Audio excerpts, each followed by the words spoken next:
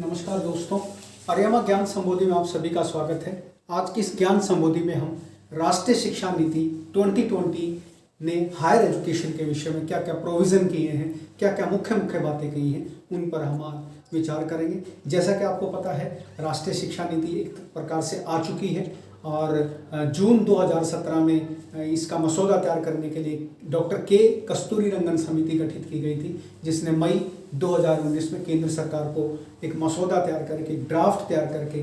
राष्ट्रीय शिक्षा नीति का दिया। उसके बाद जैसा कि आपको मालूम है, 29 जुलाई 2020 को केंद्रीय मंत्रिमंडल ने प्रधानमंत्री की अध्यक्षता में minister of HRD Ramesh Pokhriyal ji ने देश के सामने राष्ट्रीय शिक्षा नीति 2020 को प्रस्तुत किया और एक प्रकार से इसे मंजूरी दी। तो सारे देश में इस पर चर्चा चल रही है। तो उसमें हायर एजुकेशन पर क्या कहा गया है, इसको आज मैंने अपना केंद्रीय बिंदु बनाया है, इसी पर हम चर्चा करेंगे। जैसा कि आपको पता है, 2020 की जो शिक्षा नीति है उसमें देश में जो दुनिया के जो शीर्ष विश्वविद्यालय हैं उनको भारत में कैंपस स्थापित करने की बात कही गई है। इससे जो है भारत के विद्यार्थी जो हैं, होनहार विद्यार्थी जो हैं, वो विदेशों में नहीं जा पाएंगे और अपने भारत में ही रह जाएंगे। वो सारा ज्ञान, वो सारी योग्यता भारत में ही रह जाएगी, क्योंकि जो टॉप विदेशी विश्वविद्यालय हैं उनको भारत में कैंपस स्थापित करने के लिए राष्ट्रीय शिक्षा नीति अनुमति देती है। यदि मैं बात करूं तो एनईपी 2020 का जो लक्ष्य है वो भारत को वैश्विक ज्ञान महाशक्ति बनाना है, ताकि भारत जो है सारी दुनिया के अंदर जो है एक आकर्षण का केंद्र बन सके। जैसा कि आपको पता है, प्राचीन भारत में भी तक्षशिला विश्वविद्यालय और नालंदा विश्वविद्यालय थे, उनमें बाहर से बहुत सारे लोग पढ़ने आते थे। ह्वेनसांग, चाइनी यात्री, फाइयान, वो सारे बौद्ध धर्म का अध्ययन करने के लिए इन विश्वविद्यालयों में आते रहे हैं। तो भारत का वही लक्ष्य है कि भारत को जो है ये राष्ट्रीय शिक्षा नीति जो है उसको अंतर्राष्ट्रीय स्तर पर एक दर्जा दिलाना चाहती है। अंतर्राष्ट्रीय स्तर पर भारत की शिक्षा नीति की, भारत की शैक्षणिक संस्थानों की एक अलग से पहचान बनाना चाहती है और इसी कारण से जो है भारत को वैश्विक ज्ञान महाशक्ति बनाने का राष्ट्रीय शिक्षा नीति आह्वान करती है। और वर्ष 2040 तक जितने भी भारत में उच्च शिक्षा संस्थान हैं, HEI हैं, हायर एजुकेशन इंस्टीट्यूट हैं, उनका उद्देश्य क्या होगा, बहुविषयक संस्थान बनना होगा। और बहुविषयक संस्थान बनना होगा और जिनमें से प्रत्येक विश्वविद्यालय का लक्ष्य क्या होगा, 3000 या उससे अधिक छात्रों को अपने विद्यालय में, अपने महाविद्यालय में प्रवेश देना एक लक्ष्य रखा जाएगा कि कम से कम उसमें 3000-4000 विद्यार्थी जो है उसमें शिक्षा लें। और हायर एजुकेशन एक जो है अपना इन चीज़ों को केंद्र में रख करके आगे बढ़ेगा। यदि हम आगे बात करते हैं तो उच्च शिक्षा पाठ्यक्रम में जो है विषयों की विविधता की बात कही गई है। अब से पहले क्या होता था, पिछली शिक्षा नीतियों में इस पर इतना बल नहीं दिया गया। विषयों की विविधता से क्या होगा, जब वेरिएशन आएगी सब्जेक्ट्स के अंदर, तो हमारे सामने बहुत सारे ऐसे सब्जेक्ट्स आएंगे जो अभी तक कहीं ना कहीं ह्यूमैनिटीज़ में जो है नहीं थे या कहीं साइंस में नहीं थे, ताकि इन विषयों की विविधता से क्या होगा, शोध को बढ़ावा मिलेगा। अब शोध को बढ़ावा मिलेगा, नए नए शोधार्थी आगे आएंगे और देश जो है ज्ञान के क्षेत्र में आगे बढ़ेगा। यदि मैं बात करता हूं अगले बिंदु की, तो ठोस अनुसंधान संस्कृति को बढ़ावा देने के लिए क्या किया जाएगा, NRF गठित किए जाएंगे। NRF क्या है, national research foundation. National research foundation की स्थापना की जाएगी ताकि जो है शोध को बढ़ावा दिया जा सके और हमारे देश के युवा वैज्ञानिकों को भी जो है अंतर्राष्ट्रीय स्तर पर भौतिकी में, रसायन में, गणित में, साहित्य में नोबेल पुरस्कार मिल सके। और एक बड़ा केंद्रीय बिंदु और भी बड़ा अच्छा है कि उच्च शिक्षा में जब ये हम सारे लक्ष्यों को प्राप्त कर लेंगे, जब अंतर्राष्ट्रीय विश्वविद्यालयों के हमारे यहाँ कैंपस खुल जाएंगे, शोध को बढ़ावा दे दिया जाएगा, तो ये सारे जब बिंदु पूरे होने शुरू होंगे तो फिर क्या होगा, उच्च शिक्षा में 3.5 करोड़, 3.5 करोड़ जो है नई सीटें जोड़ी जाएंगी, ताकि ज़्यादा से ज़्यादा युवा, ज़्यादा से ज़्यादा शोध के कार्य करने वाले शोधार्थी आ सकें और अंतर्राष्ट्रीय स्तर पर हमारे शोधार्थी जो है दूसरे देशों में जाकर के भी जो है अपने ज्ञान का प्रचार प्रसार कर सकें। तो 3.5 करोड़ नई सीटें जो है हायर एजुकेशन में बढ़ाने का प्रोविजन दिया गया है। दूसरा, महाविद्यालयों की जो संबद्धता है, जितने भी आपके कॉलेजेस हैं उसमें क्या होगा कि जितने भी उनका जो एफिलिएशन ऑफ ए कॉलेज है वो चरणबद्ध तरीके से जो है 15 वर्षों में समाप्त कर दी जाएगी और फिर उनको ऑटोनॉमस बॉडी बना दिया जाएगा। ऑटोनॉमस बॉडी हम उसको कहते हैं जिसमें वो महाविद्यालय अपने स्तर पर ही डिग्री दे सकेंगे। अपने स्तर पर ही डिग्री दे सकेंगे, अपने स्तर पर भी नए नए कोर्स करा सकेंगे, नए नए प्रोफेशनल कोर्सेज को बढ़ावा दे सकेंगे। तो 15 साल में जो है ये चरणबद्ध तरीके से जो है महाविद्यालयों की जो अलग अलग यूनिवर्सिटी से संबद्धता है उसको समाप्त कर दिया जाएगा और उन्हीं को स्वतंत्र बना दिया जाएगा, उन्हीं की ऑटोनॉमस बॉडी बना दी जाएगी। फिर वो जो है बड़े स्तर पर जो है अपना कार्यक्रम बहुत सुचारू रूप से कर सकते हैं। यदि मैं बात करूं तो वर्ष 2030 तक शिक्षण कार्य करने के लिए कम से कम योग्यता जो है 4 वर्ष कर दी जाएगी, जिसे हम जो है बीए बीएड या इंटीग्रेटेड कोर्स कहते हैं। तो 2030 तक ये जरूरी हो जाएगा कि 4 वर्षीय इंटीग्रेटेड बीए बीएड जो है हमारी जो है कम से कम क्वालिफिकेशन मानी जाएगी कहीं पर भी पढ़ाने के लिए। तो आपने देखा भी है अभी नए सत्र से या अभी आगामी 1-2 सालों में होने वाला है कि जितने भी डिग्री कॉलेज हैं उस सारे के सारे 4 ईयर इंटीग्रेटेड कोर्स चलाएंगे, ताकि बीएससी के बाद बीएड साथ साथ हो जाए, बीए के साथ बीएड साथ साथ हो जाए, ताकि वो 4 वर्षीय पाठ्यक्रम जो है तब उससे जो छात्र बाहर निकलेगा, एक शिक्षक बन के जब बाहर निकलेगा तो बहुमुखी प्रतिभा का धनी होगा। यदि मैं बात करूं तो एससी, एसटी और ओबीसी तथा अन्य विशिष्ट श्रेणियों से जुड़े हुए छात्रों की योग्यता को प्रोत्साहित करने के लिए राष्ट्रीय छात्रवृत्ति पोर्टल का विस्तार किया जाएगा। जैसा कि आपको मालूम है राष्ट्रीय छात्रवृत्ति पोर्टल एक प्रकार का समाधान है, इस एक प्रकार का समाधान है, एक प्रकार की सुविधा है। इसमें इन कैटेगरी से संबंधित जितने भी छात्र हैं उनकी कोई एप्लीकेशंस है, उनके कोई भी किसी प्रकार का पंजीकरण है या छात्रवृत्ति से संबंधित कोई भी सूचना है तो वो आपको राष्ट्रीय छात्रवृत्ति पोर्टल पर समय समय पर अपडेशन के रूप में दिखाई देगी, ताकि इन कैटेगरी से संबंधित, ताकि इन श्रेणियों से संबंधित विद्यार्थियों को किसी भी प्रकार की असुविधा ना हो और वो भी जो है नियमित और उच्च शिक्षा प्राप्त करके देश के जो है बड़े बड़े पदों पर जा सके। तो ये केंद्र सरकार की अपने आप में बहुत अच्छी पहल है। यदि मैं अगले बिंदु की बात करता हूं तो राष्ट्रीय शिक्षा नीति 2020 का लक्ष्य क्या है कि 2030 तक 100% युवा और प्रौढ़ साक्षरता की प्राप्ति करना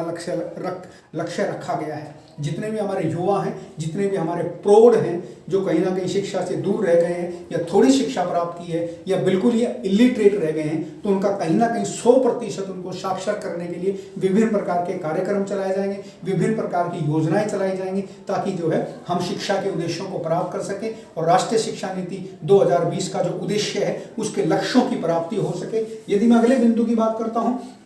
तो एनईपी 2020 के तहत HEI हायर एजुकेशन इंस्टीट्यूट में सकल नामांकन अनुपात, जिसे हम ग्रॉस एनरोलमेंट रेशो कहते हैं, GER कहते हैं, उसको 26.3% जो 2018 के हिसाब से है, 2018 के हिसाब से उसको बढ़ाकर 50% तक करने का लक्ष्य रखा गया है। इस लक्ष्य से करीबन जो है जितने भी आपके हायर एजुकेशन इंस्टीट्यूट हैं उसी लक्ष्य की प्राप्ति से जो है, जैसा कि मैंने आपको पीछे बताया था, 3.5 करोड़ नई सीटें पैदा हो जाएंगी। 3.5 करोड़ जो है नई सीटें हम बना सकेंगे, बढ़ा सकेंगे हायर एजुकेशन के अंदर। ये अपने आप में बहुत बड़ी उपलब्धि होगी और सरकार का उद्देश्य है कि उच्च शिक्षा से कोई भी विद्यार्थी, कोई भी आने वाला हमारा युवा जो है उससे पिछड़े नहीं, उस सबको जो है हायर एजुकेशन प्राप्त हो, ताकि हमारे विद्यार्थी जो है ज़्यादा से ज़्यादा शोध कार्य करके देश को विकास की ओर ले जा सकें। यदि मैं अगले बिंदु की बात करता हूं तो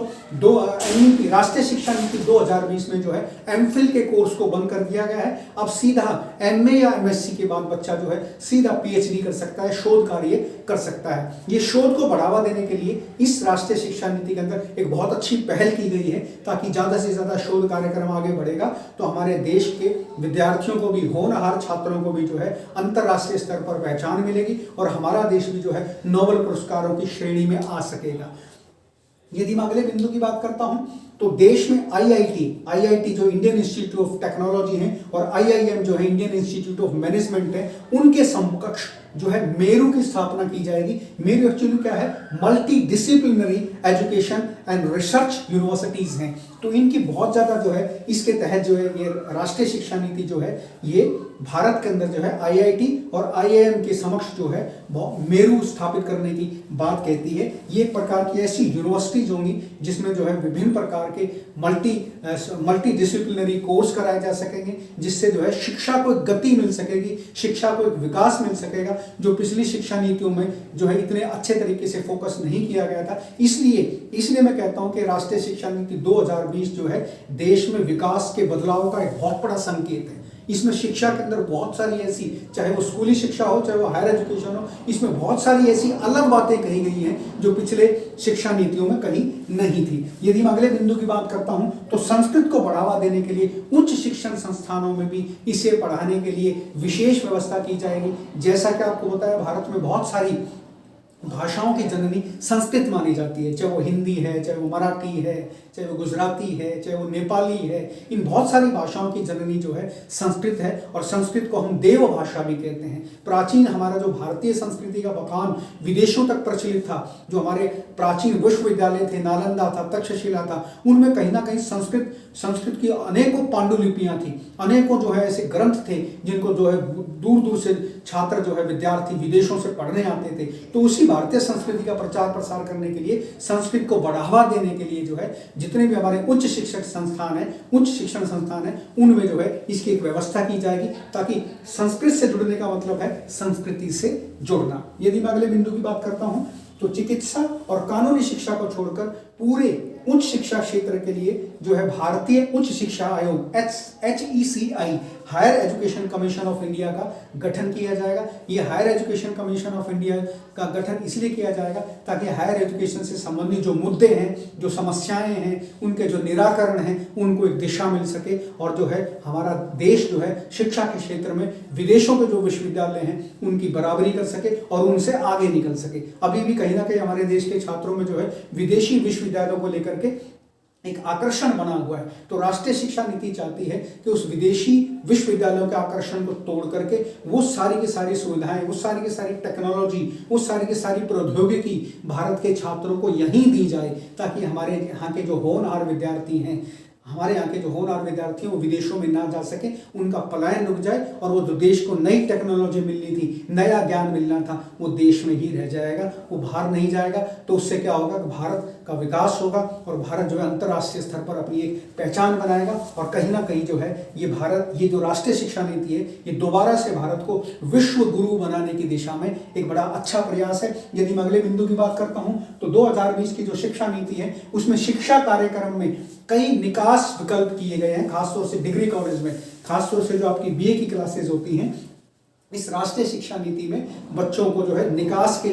लिए मतलब कभी भी कॉलेज में आ सकता है बच्चा, कभी भी पढ़ने कॉलेज की शिक्षा ले सकता है, कभी भी कॉलेज छोड़ के जा सकता है। इसको मल्टी एग्जिट और मल्टी एंट्री की संज्ञा दी गई है, और ये 4 वर्ष की व्यवस्था की गई है। इसमें क्या है कि 4 वर्ष के स्नातक कार्यक्रम में निकासी व्यवस्था के 4 प्रमुख चरण हैं। पहला चरण है 1 वर्ष की पढ़ाई के बाद किसी घरेलू कारणों से या अपने किसी व्यक्तिगत कारणों से बच्चा जो है 1 वर्ष की पढ़ाई करके कॉलेज छोड़ देता है, तो उसको जो है 1 वर्षीय सर्टिफिकेट मिलेगा, और बाद में इसको लाभ के रूप में वो दूसरे वर्ष के कार्यक्रम में कभी भी आकर के शामिल हो सकता है। उसने जो 1 वर्ष का सर्टिफिकेट कोर्स किया था कॉलेज से, उसको वापस मान लिया जाएगा और दूसरे वर्ष से वो नियमित अपनी पढ़ाई कर सकता है। इसी को हम मल्टी एंट्री कहते हैं, इसी को हम मल्टी एग्जिट कहते हैं। यदि मैं दूसरे बिंदु की बात करता हूं तो 2 वर्ष की पढ़ाई करने के बाद यदि कोई घरेलू कारण होता है जिससे बच्चे को कॉलेज छोड़ना पड़ जाए अपनी व्यक्तिगत समस्याओं के कारण या आर्थिक समस्याओं के कारण, तो उसको 2 वर्षीय एडवांस डिप्लोमा देकर के, एडवांस डिप्लोमा सर्टिफिकेट देकर के वो कॉलेज से जा सकता है। तो ये एडवांस डिप्लोमा जो सर्टिफिकेट है वो कभी भी तीसरे वर्ष में आकर के दोबारा से शिक्षा ले सकता है, दोबारा से कॉलेज की अगली क्लास को शुरू कर सकता है। इस तरह से क्या होगा कि उसके जो सपने हैं, उच्च शिक्षा के जो उसके सपने हैं, वो कभी अधूरे नहीं रहेंगे, वो हमेशा पूरे होते रहेंगे। ये मल्टी एंट्री और मल्टी एग्जिट एक बहुत बड़ा सॉल्यूशन है कॉलेज की शिक्षा में, हायर एजुकेशन के अंदर। इससे पहले ऐसा नहीं होता था। इससे पहले अगर किसी ने BA फर्स्ट ईयर करके छोड़ दिया है, 1 साल का कोर्स करके छोड़ दिया है और बीच में कई साल का गैप आ गया है, तो उसको दोबारा से वो पढ़ाई रीस्टार्ट करनी पड़ती थी। लेकिन राष्ट्रीय शिक्षा नीति 2020 उसको मल्टी एंट्री और मल्टी एग्जिट की सुविधा देती है। यदि 3 वर्ष की पढ़ाई करने के बाद वो किसी कारण से जो है 4थे वर्ष की पढ़ाई नहीं करना चाहता, तो उसको BA की डिग्री दे दी जाएगी। और यदि वो 4थे वर्ष की भी 4थे वर्ष की भी कॉलेज के अंदर शिक्षा पूरी करता है, तो उसको 4 वर्षीय पाठ्यक्रम के तहत जो है 3 वर्ष की तो जो बीए की डिग्री है और साथ में जो 1 साल का रिसर्च सर्टिफिकेट है उसके साथ उसको बीए की डिग्री दी जाएगी। तो इस प्रकार से जो है ये 4 ईयर इंटीग्रेटेड कोर्स कहलाएगा, जो अपने आप में मैंने आपको बताया भी था कि 2030 तक शिक्षण कार्य करने के लिए प्रत्येक छात्र को जो है 4 ईयर इंटीग्रेटेड कार्यक्रम में शामिल होना पड़ेगा और 4 ईयर इंटीग्रेटेड डिग्री उसको कहीं ना कहीं प्राप्त करनी पड़ेगी, तभी वो जो है शिक्षक बनने के योग्य होगा। यदि मैं अगले बिंदु की बात करता हूं तो जैसा मैंने अभी आपको बताया भी था, एनईपी 2020 में कॉलेज स्तर पर मल्टी एंट्री और मल्टी एग्जिट की सुविधा दी गई है। मल्टी एंट्री के अनुसार जब चाहे पढ़ाई शुरू कर सकता है तथा मल्टी एग्जिट के अनुसार जब चाहे पढ़ाई छोड़ सकता है। इस बिंदु को मैं ऊपर बहुत अच्छे तरीके से स्पष्ट कर चुका हूं। यदि मैं अगले बिंदु पर बात करता हूं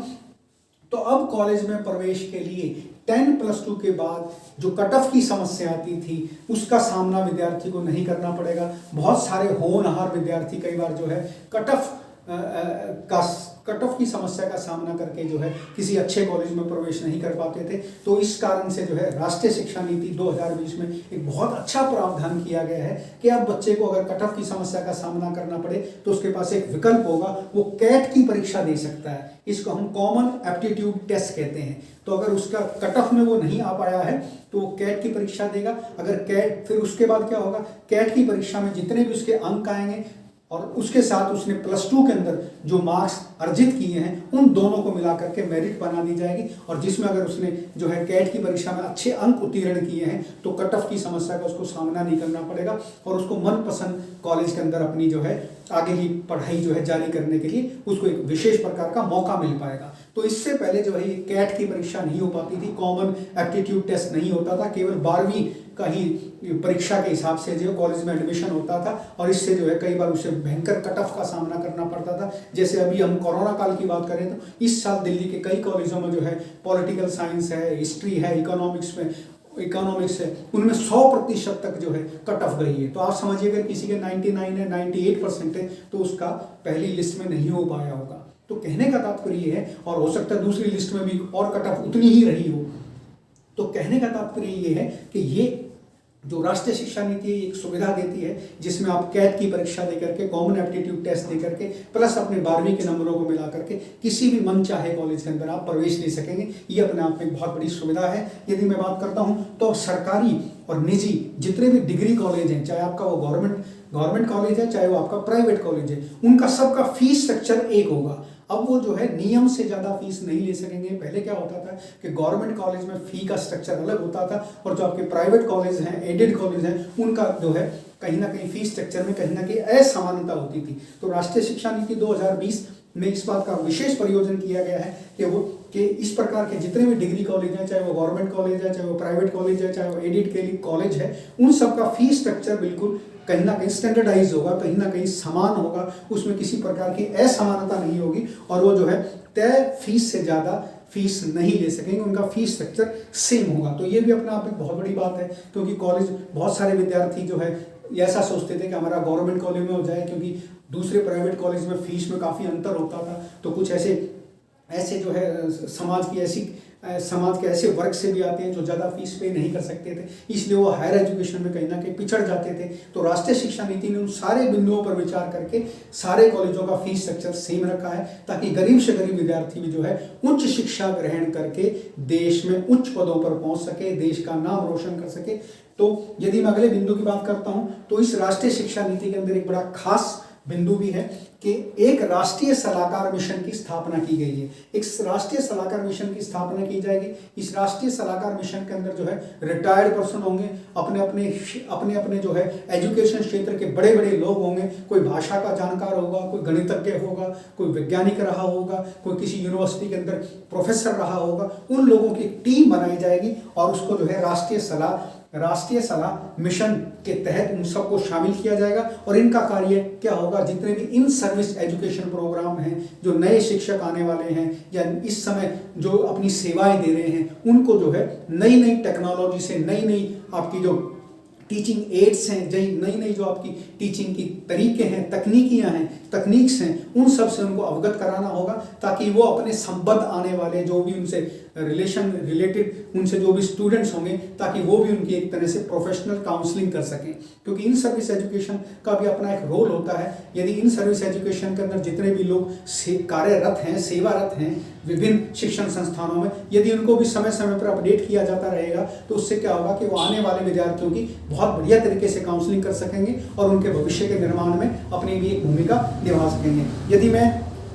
मैं अंतिम बात करता हूँ हायर एजुकेशन की, तो जरूरत के हिसाब से प्रौद्योगिकी टेक्नोलॉजी पर जोर दिया जाएगा और राष्ट्रीय शिक्षा प्रौद्योगिकी मंच की स्थापना की जाएगी। राष्ट्रीय प्रौद्योगिकी, एक आपको पता है राष्ट्रीय प्रौद्योगिकी मंच की स्थापना का उद्देश्य क्या है कि हमारे देश में जब भी जहाँ जहाँ जरूरत होगी हायर एजुकेशन के अंदर, वहाँ जहाँ जहाँ टेक्नोलॉजी की जरूरत पड़ेगी, वहाँ इस मिशन के तहत जो है वो टेक्नोलॉजी की सुविधाएं उपलब्ध कराई जाएंगी। आज हमारे देश में हायर एजुकेशन में अक्सर जो है विद्यार्थियों के द्वारा इस बात की शिकायत की जाती है कि इस चीज़ की टेक्नोलॉजी की हमारे देश में कमी है। खासतौर से जो शोधार्थी हैं